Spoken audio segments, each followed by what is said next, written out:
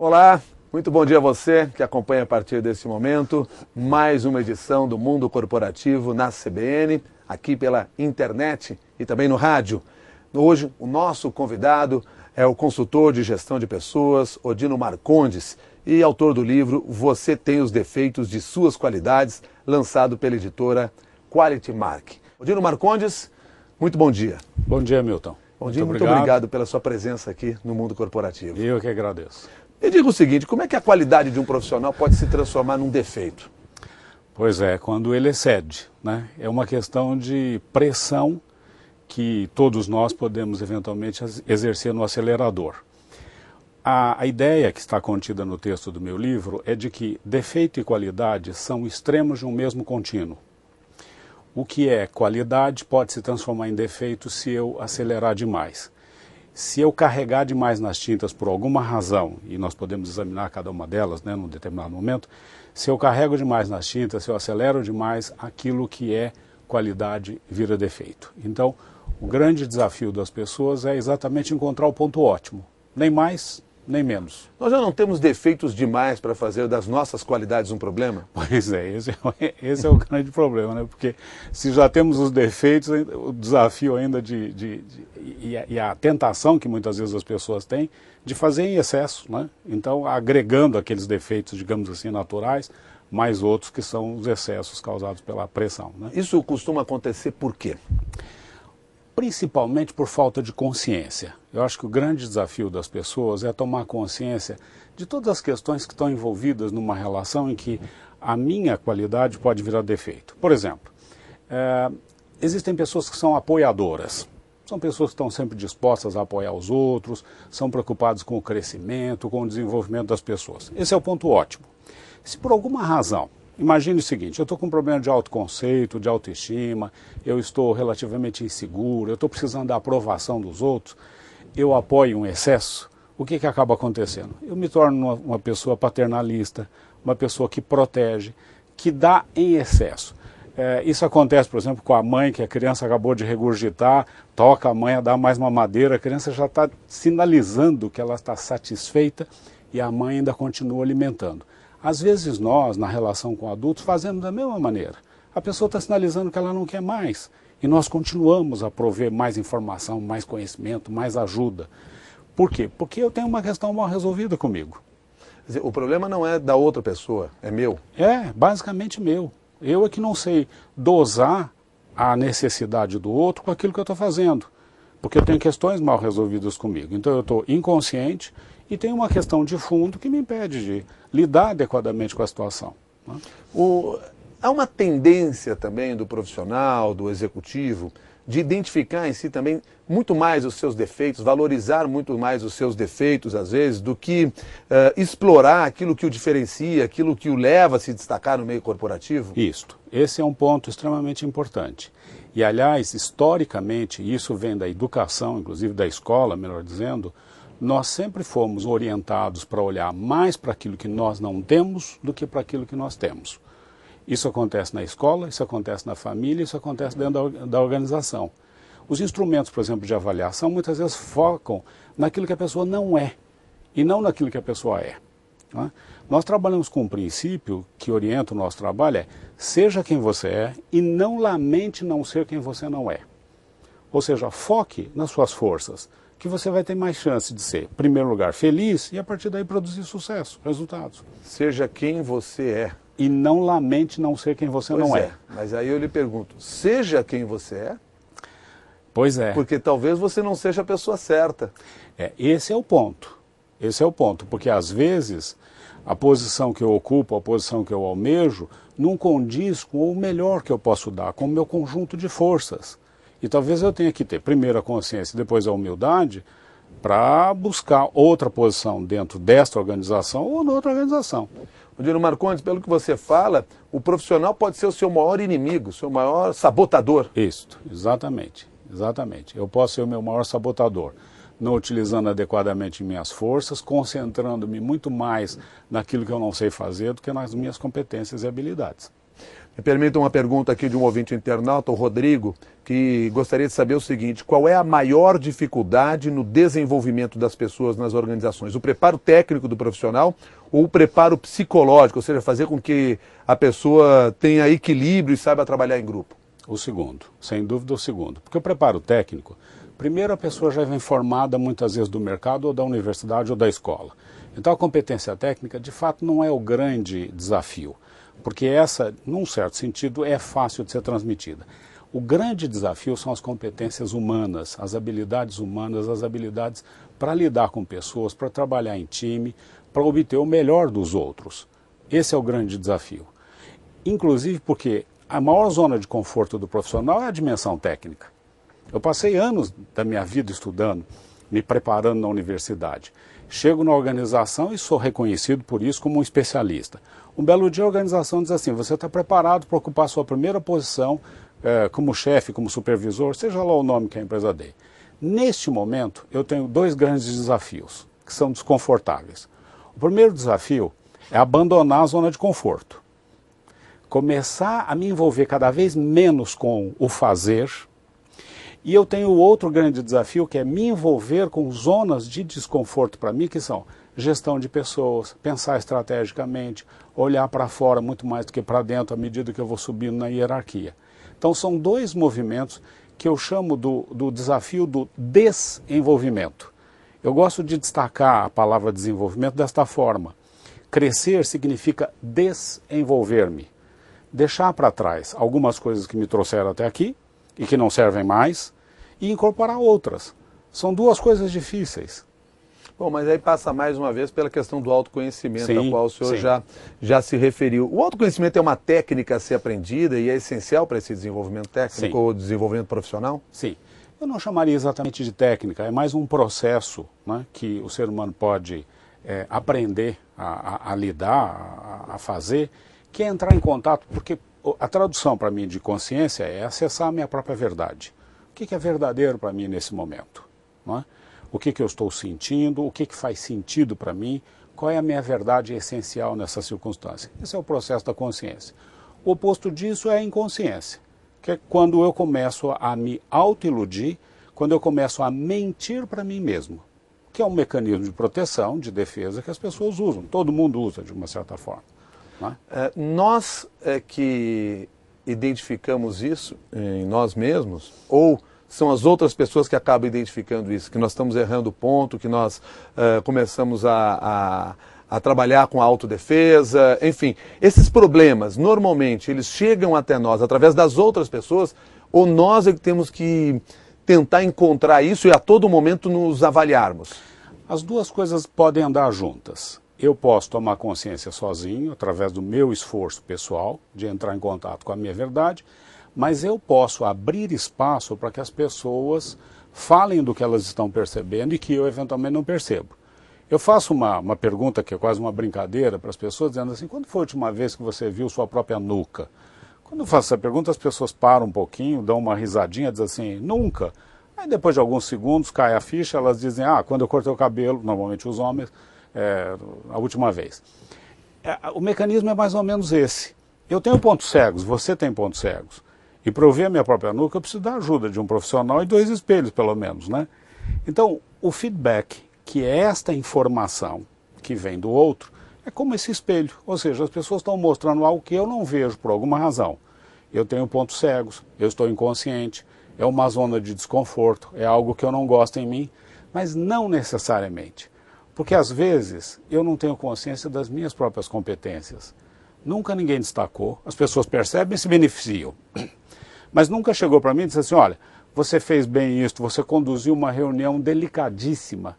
A reunião era uma situação extremamente conflituosa e você teve muita habilidade para lidar com isso. Às vezes as pessoas nos privam dessa informação.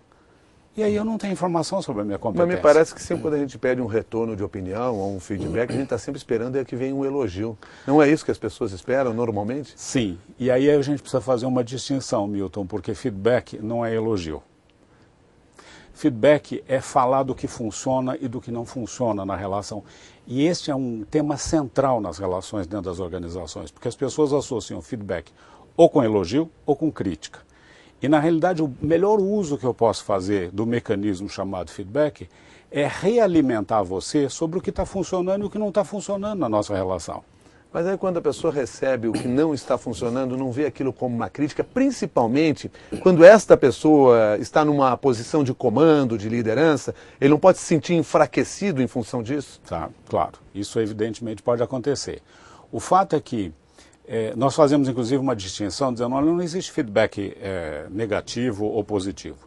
Todos são positivos, se bem dados, mas não necessariamente agradáveis. Porque o que vai acontecer é que muitas vezes as pessoas vão levantar o espelho e vão mostrar um ângulo que eu não gosto muito.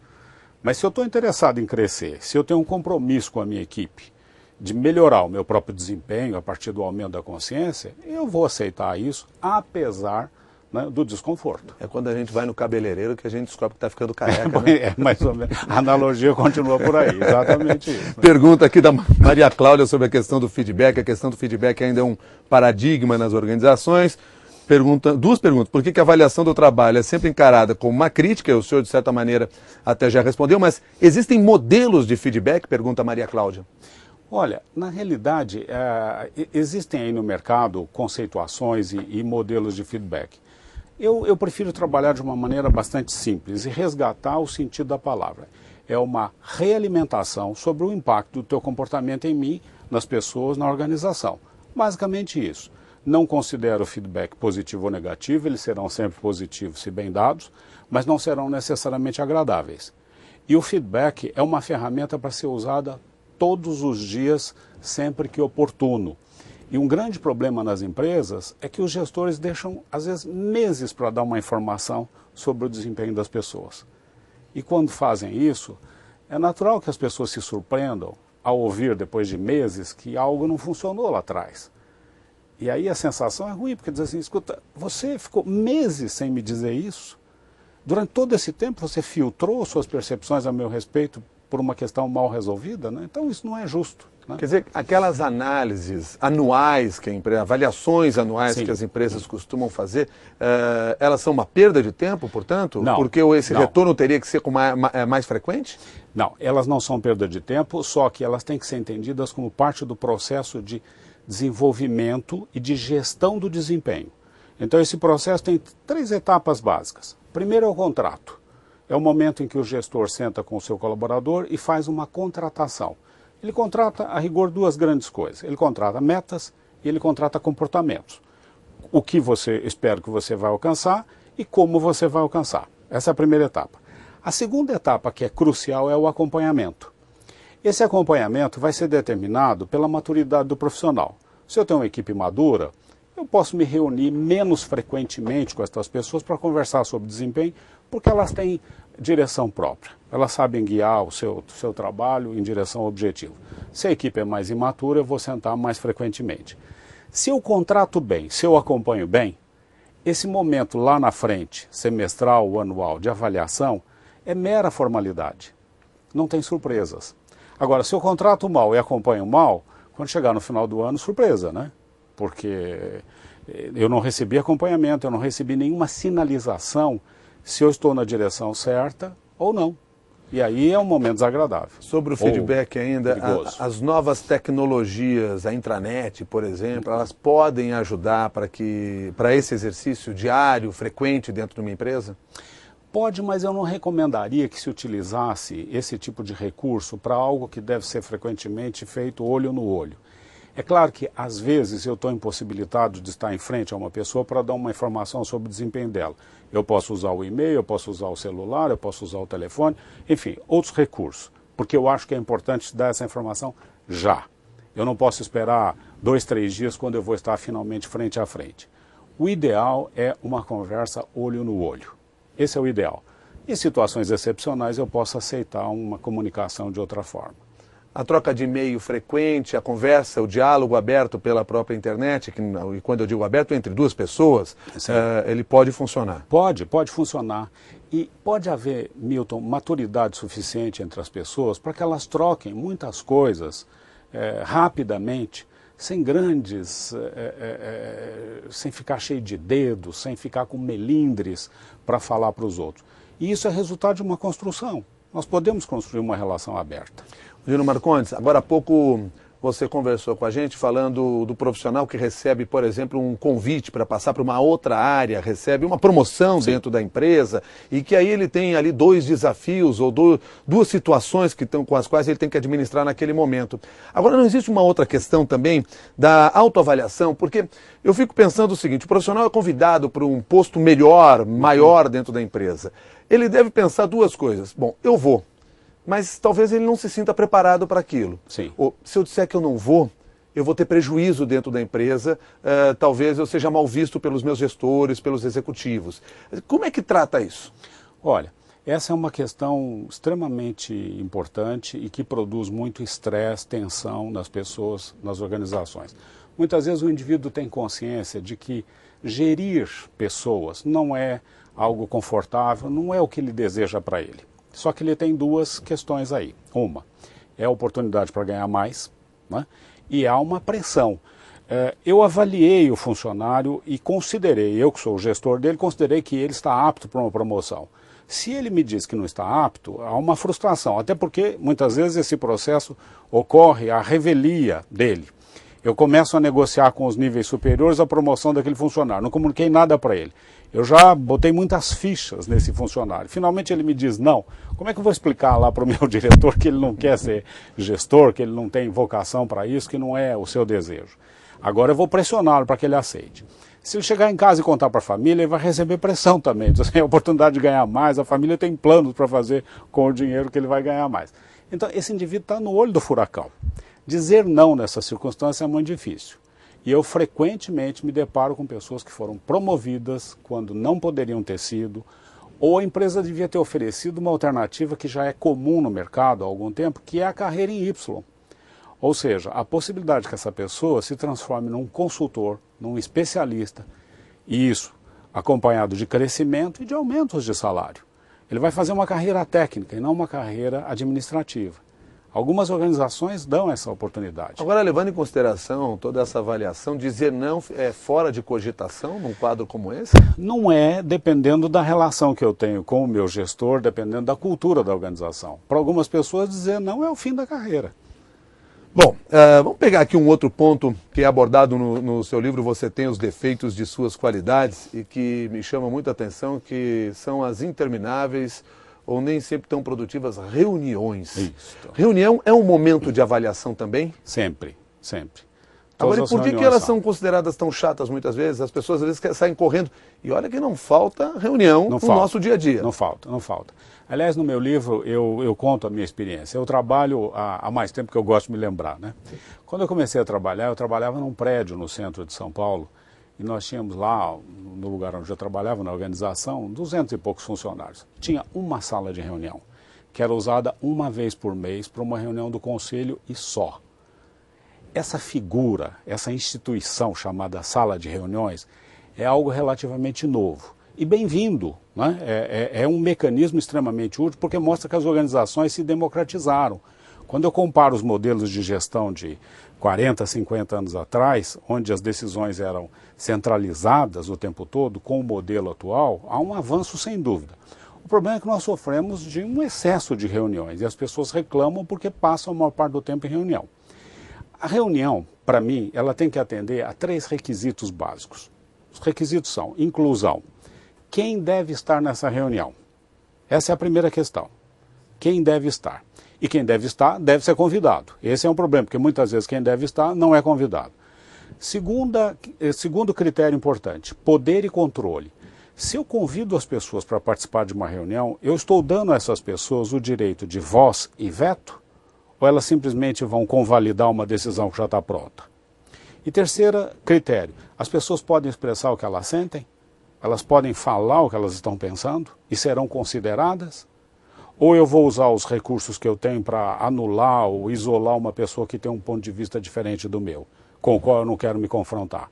Então são 3 os critérios. Quem deve estar, se essas pessoas que são convidadas têm o poder de influenciar a decisão e se elas podem falar o que elas pensam. Frequentemente esses 3 requisitos não são atendidos. Aí as reuniões ficam sendo o que são. Chatas, desagradáveis, há um sentimento de perda de tempo.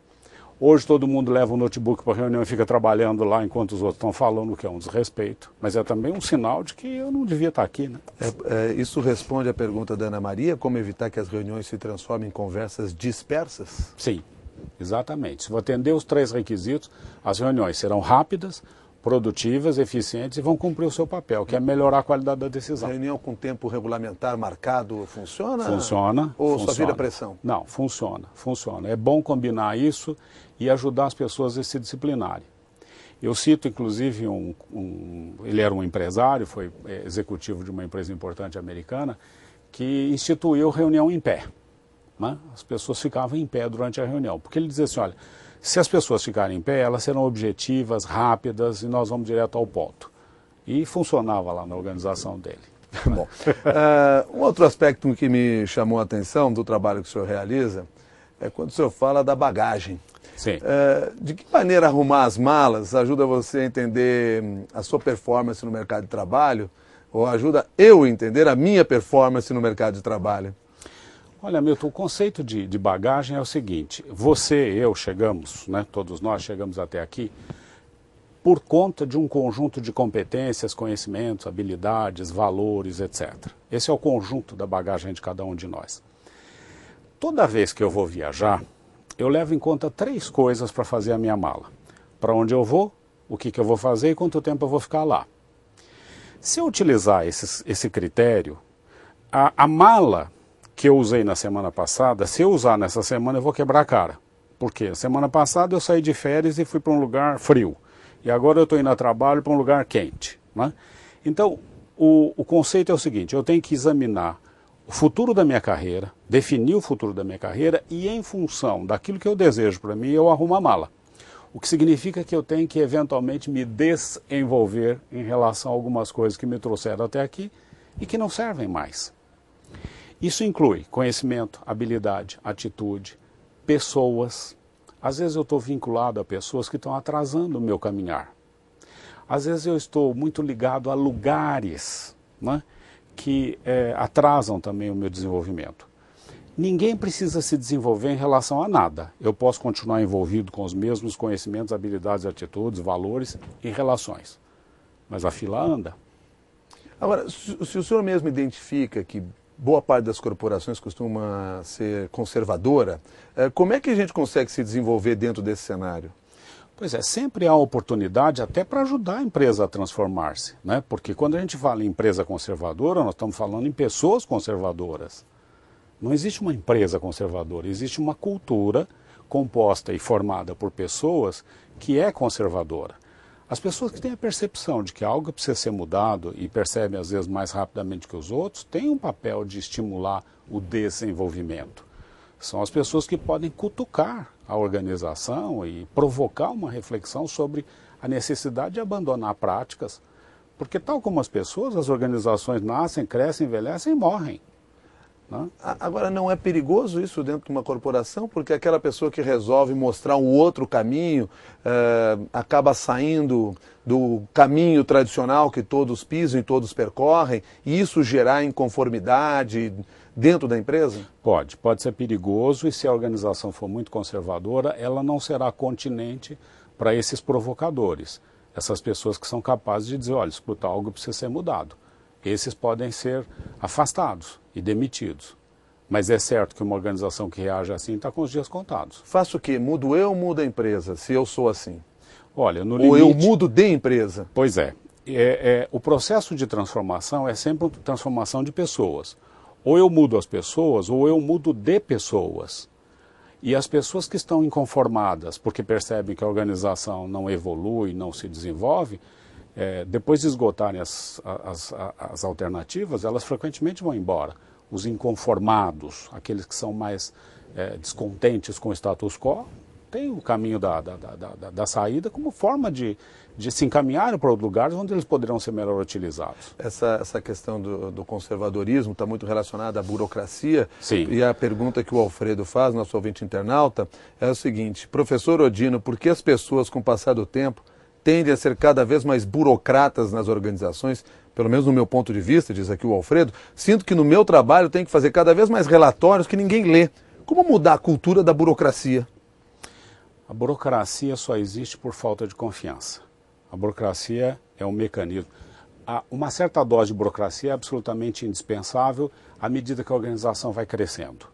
Nós não conhecemos todas as pessoas com as quais nós trabalhamos numa grande organização, então nós precisamos formalizar um pouco as coisas. Se há um pequeno grupo, nós não precisamos escrever as regras estão dadas e elas são adotadas quase que automaticamente. À medida que o grupo aumenta, nós estamos introduzindo pessoas diferentes, nós precisamos padronizar algumas regras. Isso se chama burocracia. Um limite mínimo é absolutamente indispensável. Ela começa a se transformar numa doença quando a desconfiança se instala. E aí as pessoas começam a se documentar, a criar regras para se proteger. E aí este valor, burocracia, passa a ser um valor tóxico. E esse valor tóxico vai produzir entropia na organização. E entropia significa, nós estamos consumindo mais recursos na autoproteção, nesses mecanismos todos, do que para fazer o que nós temos que fazer. Agora, professor, mas aí nesse caso aqui, como é que ele vira o jogo? Nós estamos falando aqui do caso do Alfredo, claro, evidentemente teria que fazer uma análise muito mais particular para entender qual é a empresa que participa, em que área está, etc. e tal. Mas como é que o funcionário dentro de uma, o próprio executivo, quer dizer, dentro dessa corporação burocratizada, fechada, conservadora, ele consegue, com ação própria, passar dessa fase, mudar isso, fazer com, por exemplo, com seus relatórios passem a ser lidos realmente pelas pessoas. A questão é que essas pessoas precisam repactuar o modelo organizacional. Isso passa por uma revisão da cultura. Isso significa que as pessoas precisam refletir sobre a presença desses valores tóxicos dentro da organização, tomarem uma decisão, e isso tem que ser feito pela liderança. Funcionários isolados não têm poder para fazer isso. A liderança da organização tem que se conscientizar de que estão perdendo dinheiro com isto, estão afastando o cliente, estão desmotivando as pessoas, estão desperdiçando recursos por conta desses valores tóxicos, entre eles a burocracia. Essa é uma decisão da liderança. O senhor fala também sobre a insatisfação dentro da empresa e cita 3 itens: importância, competência, bem-querer. O senhor podia nos ajudar a entender esses conceitos? São 3 necessidades humanas. Eu preciso me sentir importante, ou seja, as pessoas precisam me reconhecer tal como eu sou. Então eu sou importante na medida que eu existo para as pessoas, eu estou incluído na vida delas, então as pessoas não me esquecem, elas se lembram de mim, me chamam para as reuniões onde eu deveria estar. Então esta é a primeira necessidade humana, necessidade de me sentir importante. A segunda, a necessidade de me sentir competente. Eu preciso ter a oportunidade de exercer a influência e o controle nas relações e no trabalho.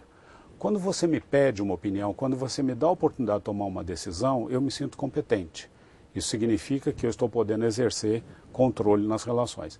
E, finalmente, eu tenho necessidade de estar num ambiente onde existe confiança.